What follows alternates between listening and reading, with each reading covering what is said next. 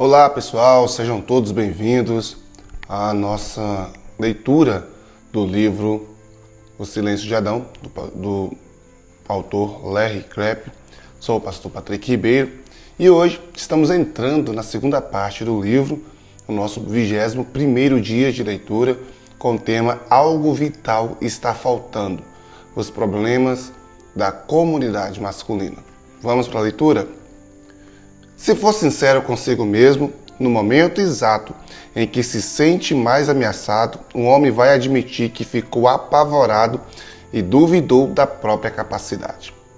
A essa altura, em vez de entregar-se a Cristo com humildade e fé e deixar as explicações e as garantias para trás, provavelmente vai fazer uma pergunta a ele próprio para a qual existe apenas uma resposta desanimadora. Tenho necessário para lidar com qualquer coisa que eu considere ameaçador?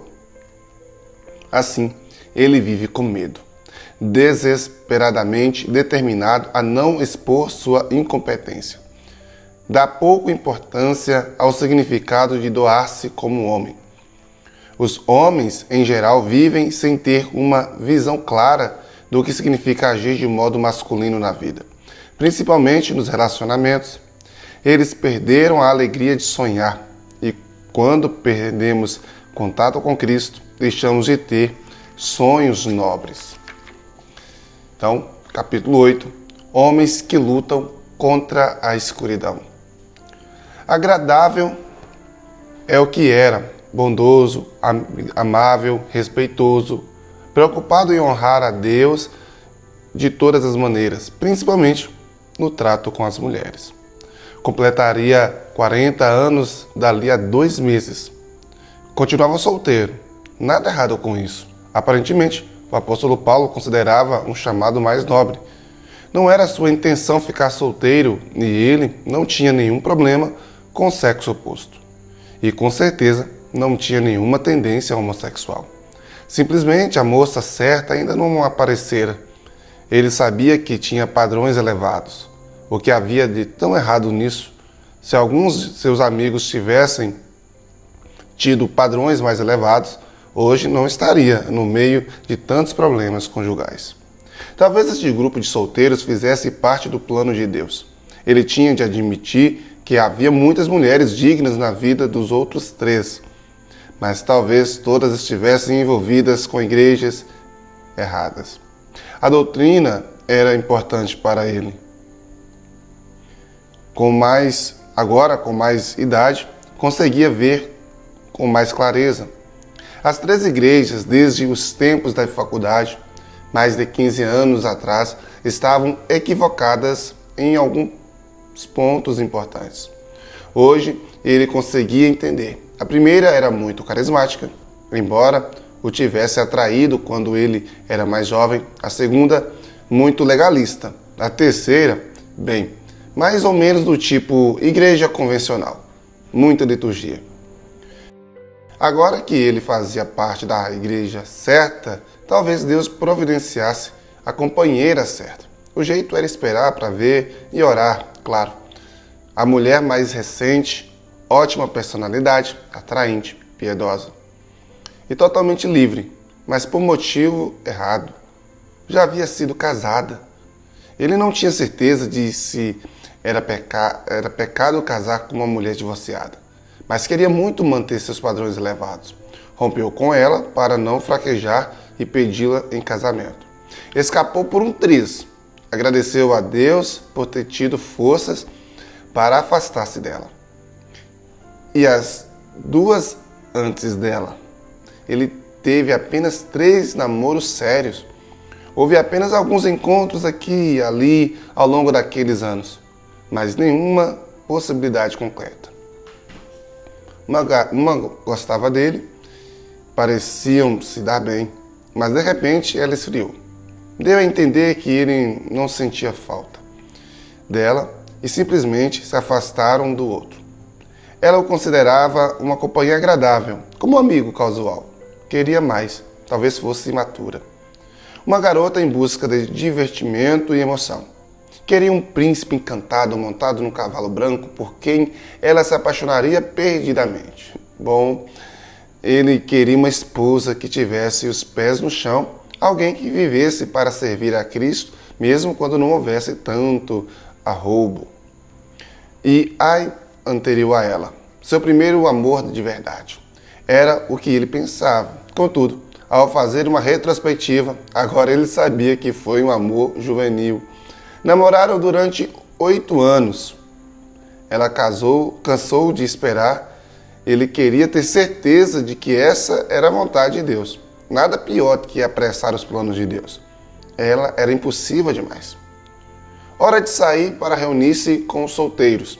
Melhor orar antes, pedir a bênção de Deus, novos amigos, encorajamento. Talvez a garota certa. Por que o comentário daquele senhor idoso lhe voltava à mente agora? Exatamente enquanto ele orava. Fazia mais de 5 meses. Como era o nome dele?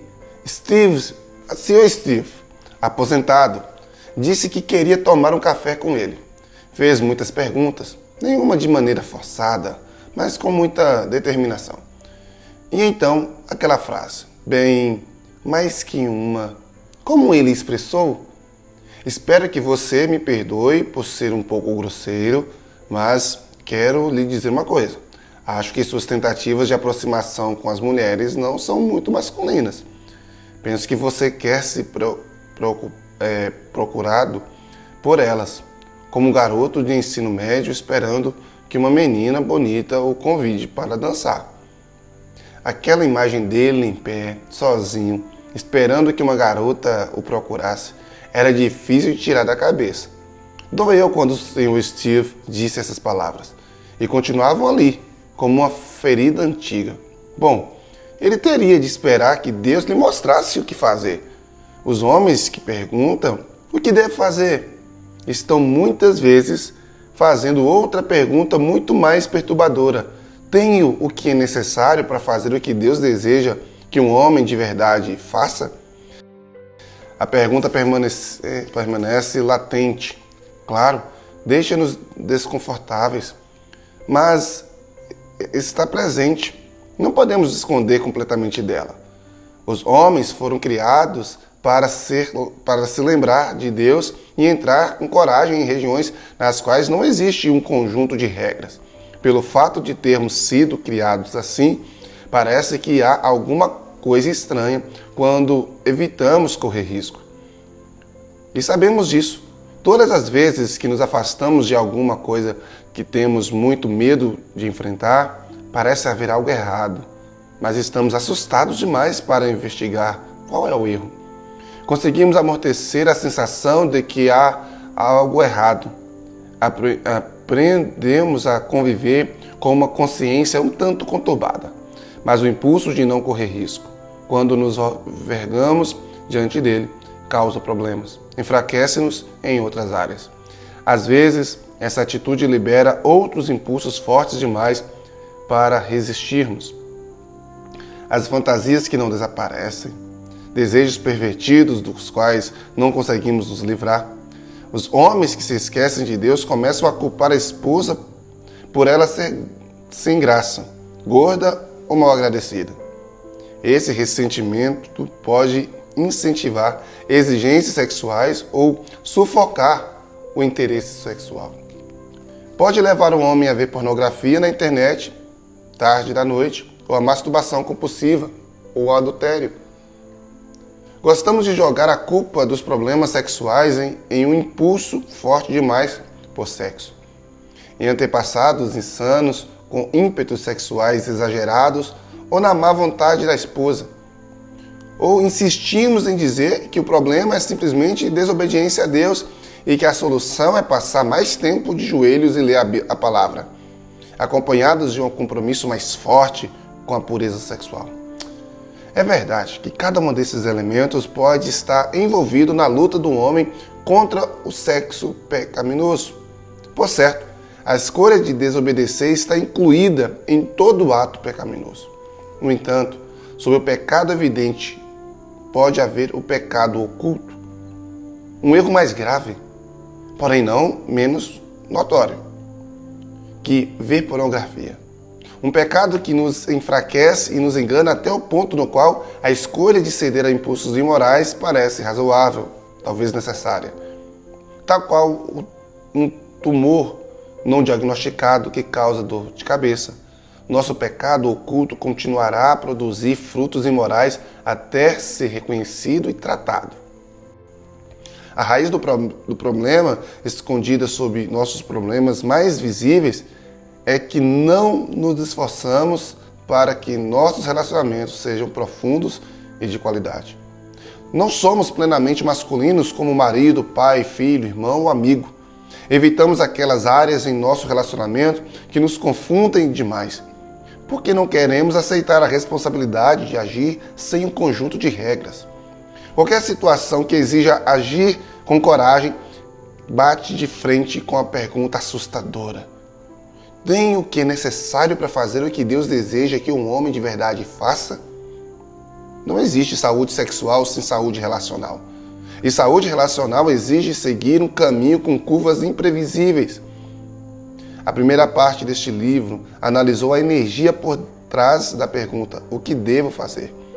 Falamos da exigência de um conjunto de regras, da recusa de falar dentro da escuridão, na determinação de viver dentro da esfera da administração e, portanto, não falhar de escolher, esquecer Deus e, portanto, não falhar de escolher, esquecer Deus, do anseio razoável de vencer na vida, sem pôr em prática os mais profundos tipos de coragem, do impulso paralisante de ser como Adão e ficar calado quando é necessário falar. Há um erro sério cometido pelos homens e o erro é o nosso silêncio. Na segunda parte, algo vital está faltando. Analisamos com mais detalhes o medo que existe embaixo da exigência de que a vida funcione como deveria. O medo expresso na pergunta: tem o que é necessário para fazer o que Deus deseja que um homem de verdade faça? Damos atenção especial a como lidar com esse medo, capítulo 8. 2 tipos de relacionamento característicos dos homens não autênticos, capítulo 9. Homens que exigem que os outros lhe deem a ajuda de que precisam, capítulo 10. E homens que necessitam apenas de si mesmos, capítulo 1. Primeiro, o que os homens fazem quando sentem medo de entrar em uma situação que eles não têm ideia de como enfrentá-la? Neste mundo, ninguém pode evitar a escuridão. Somos todos enredados em situações que nos confundem e, geralmente, essas situações consistem em problemas inesperados em nossos relacionamentos. Uau! Segunda parte já nos promete muita coisa legal aqui, queridos, e eu quero incentivar você a continuar com a sua leitura, tá? Daremos sequência ao capítulo 8 amanhã, no nosso 22º dia, e eu já quero convidar você a compartilhar essa leitura com outros homens, curtir o vídeo, né? Não deixa de curtir e deixar seu comentário, tá bom? Deus abençoe, até amanhã, fica na paz, tchau.